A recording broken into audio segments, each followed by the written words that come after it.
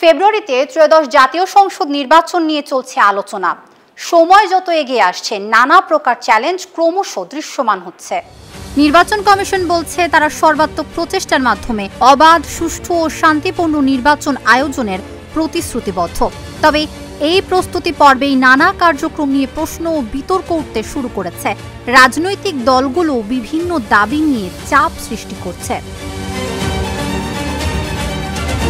এর মধ্যে প্রধান উপদেষ্টা অধ্যাপক মোহাম্মদ ইউনূস 15 নভেম্বরের মধ্যে সব প্রস্তুতি শেষ করার নির্দেশ দিয়েছেন।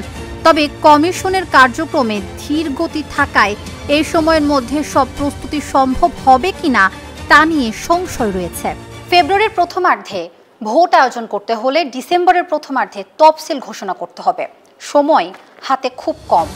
আইন ও বিধি সংশোধন, অংশীজনের সঙ্গে সংলাপ, সংসদীয় আসনের সীমানা নির্ধারণ, ভোটার তালিকা চূড়ান্ত করা, রাজনৈতিক দল ও নির্বাচন পর্যবেক্ষক সংস্থার নিবন্ধন চূড়ান্ত করা এবং নির্বাচনের সরঞ্জাম কেনাকাটা সহ কোনো কার্যক্রমে কোনো অগ্রগতি চোখে পড়ছে না।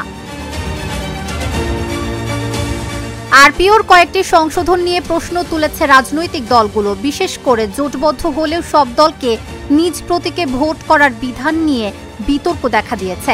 বিএনপি ও তার মিত্ররা এরই মধ্যে এ নিয়ে আপত্তি জানিয়েছে। নির্বাচনে বড় চ্যালেঞ্জ প্রবাসীদের ভোট। ধারণা করা হচ্ছে পোস্টাল ব্যালটে প্রথমবারের মতো 50 লাখ প্রবাসী ভোট দিতে পারেন।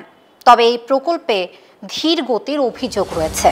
এখন পর্যন্ত মাত্র 15,877 জন ভোটার হয়েছেন। জাতীয় পরিচয়পত্র এনআইডি পেয়েছেন 13,990 জন। সীমানা নির্ধারণকে নিয়ে নির্বাচন কমিশন নিজেই যেন জটিল করে তুলল। সংসদীয় আসনের সীমানা নির্ধারণ কার্যক্রমের শুরুতেই ব্যাপক বিক্ষোভ ও প্রশ্নের মুখে পড়ে ইসি।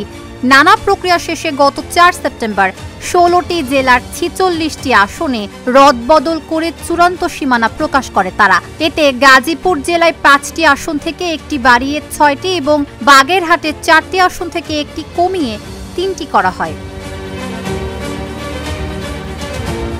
নতুন রাজনৈতিক দল নিবন্ধন নিয়েও ইসির কার্যক্রম প্রশ্নের মুখে পড়েছে। সেই সঙ্গে জাতীয় নাগরিক পার্টি এনসিপিকে শাপলা প্রতীক না দেওয়ার সিদ্ধান্ত বাস্তবায়ন করতে গিয়েও সংকটে পড়েছে তারা। গত মার্চে শুরু করে 7.5 মাসেও নতুন দল নিবন্ধন কার্যক্রম শেষ করতে পারেনি ইসি। তাই রাজনৈতিক দলগুলোর সঙ্গে সংলাপও শুরু করতে পারছে না তারা। দেশি পর্যবেক্ষক সংস্থা নিয়ে জটিলতার মুখে পড়েছে ইসি। 73টি সংস্থার মধ্যে বেশিরভাগই নাম সর্বস্ব।